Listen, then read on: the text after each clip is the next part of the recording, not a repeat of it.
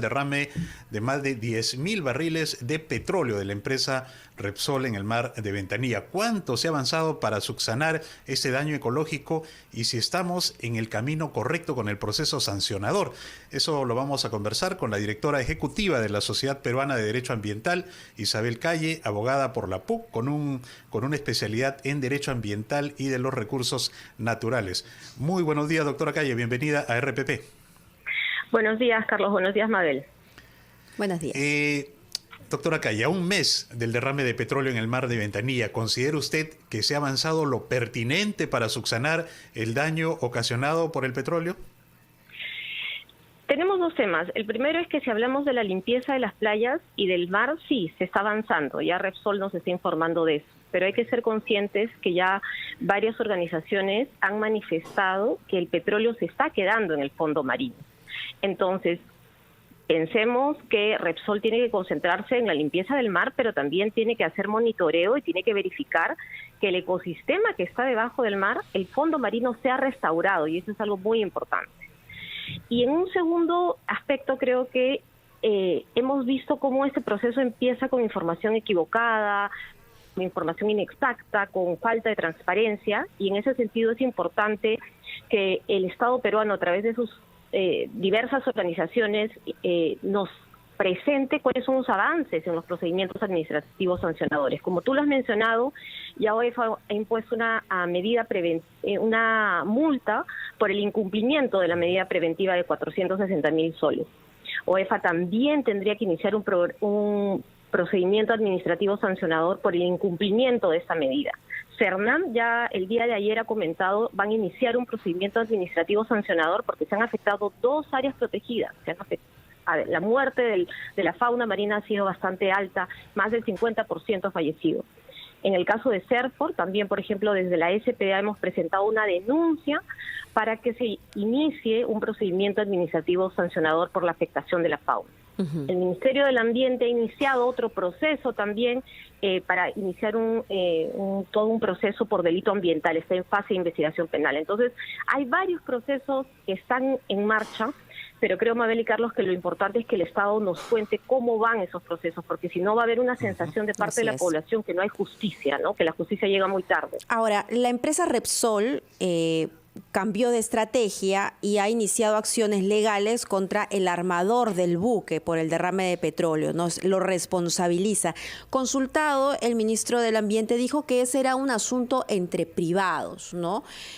Pero ese asunto entre privados afecta los trabajos de remediación o cualquier tipo de indemnización que se tenga que dar en un futuro.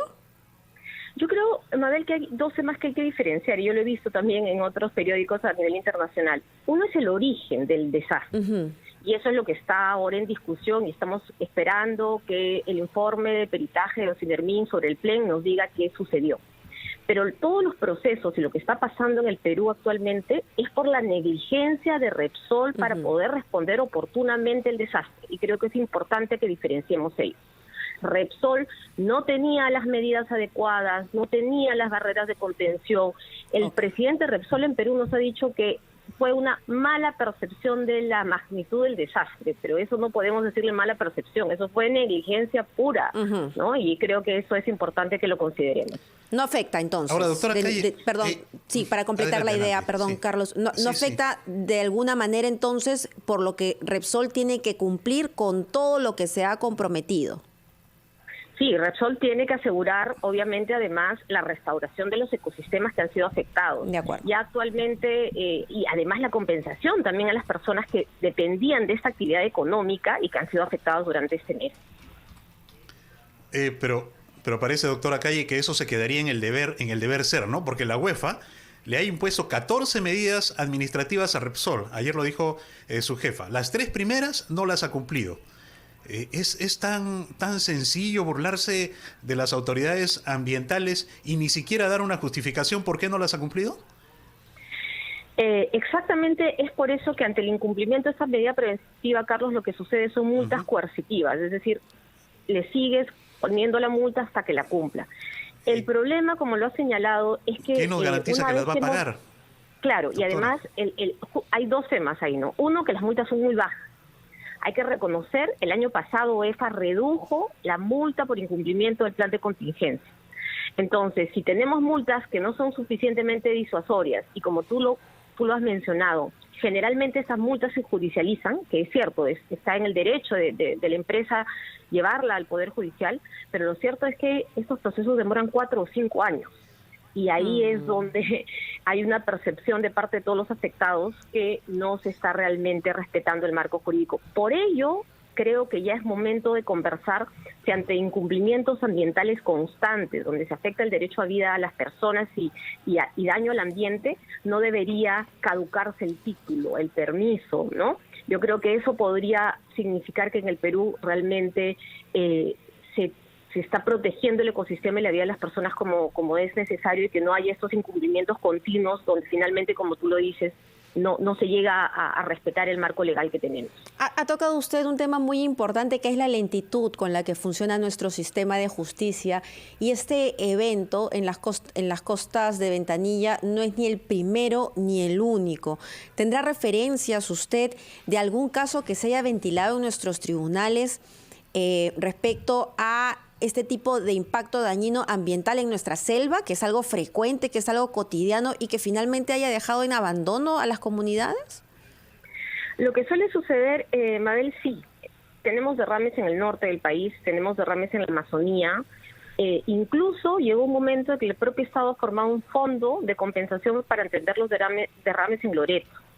El problema, como tú lo señalas, es que primero, las causas pueden ser diversas, es decir, las causas de un derrame en la Amazonía no necesariamente es lo que puede suceder en la costa o lo que ha sucedido en Ventanilla, pero lo cierto es que, como tú señalas, estos procesos que se judicializan da la sensación a la población de que no hay una compensación adecuada. Por eso es que sí nosotros consideramos y planteamos que se debería crear un fondo de compensación para las personas damnificadas. ¿Por qué? Porque eso asegura realmente que, más allá, como tú lo señalas, de la discusión legal que va a tener que darse acerca del origen del desastre, la persona que ha sido afectada en ese momento tenga una compensación.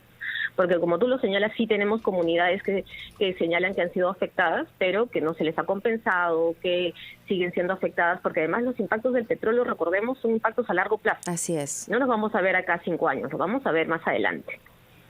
¿Y quién se debería hacer daño? Sigue, Carlos. No, adelante, Mabel, adelante. No, ¿quién adelante, se debe, por pensando favor. en el pescador que entrevistamos en la mañana, ¿no? ¿Quién se debería hacer cargo? Usted habla de un fondo de compensación, pero vamos, ¿cómo valorar, no? ¿Cómo poner en valor todo lo que pierde, ya sea un miembro de una comunidad nativa en la selva o un pescador, ¿no? ¿Cómo ponerle valor al impacto negativo que esto ha causado? Porque no solamente es su ingreso económico. Un pescador ya muy temprano decía, nos han quitado nuestra libertad, nuestro estilo de vida, ¿no? Los sueños, los planes, todo. ¿Cómo se valora eso? Totalmente de acuerdo. O sea, lamentablemente las metodologías de valoración para esos impactos, por ejemplo, hay un informe que señalaba que los pescadores han perdido hasta $600,000 a la fecha, los pescadores de Ancón y de Chancay. Pero está en información, como tú lo señalas, de la pérdida de la posibilidad de actividad económica. Pero el impacto emocional, el impacto en la salud, porque no sabemos además si esas personas, por ejemplo, han estado trabajando en la limpieza sin las condiciones adecuadas, no hay forma de medirlo, ¿no? Y por eso es que en el Perú tengamos las normas lo suficientemente fuertes para que realmente sea tan difícil y tan costoso una empresa incumplir el marco ambiental que no se haga. Pero lamentablemente en el Perú actualmente todavía tenemos estos casos donde demuestran que si no mejoramos nuestro marco legal, si no ponemos fuerte, si no discutimos la posibilidad de que estos títulos caduquen, etcétera, va a haber un vacío bastante fuerte, ¿no? Se tienen que hacer definitivamente las reformas necesarias para poder proteger nuestro mar. Agradecemos a la directora ejecutiva de la Sociedad Peruana de Derecho Ambiental, Isabel Calle, por su participación en Ampliación de Noticias. Muy amable, muchas gracias, doctora Calle.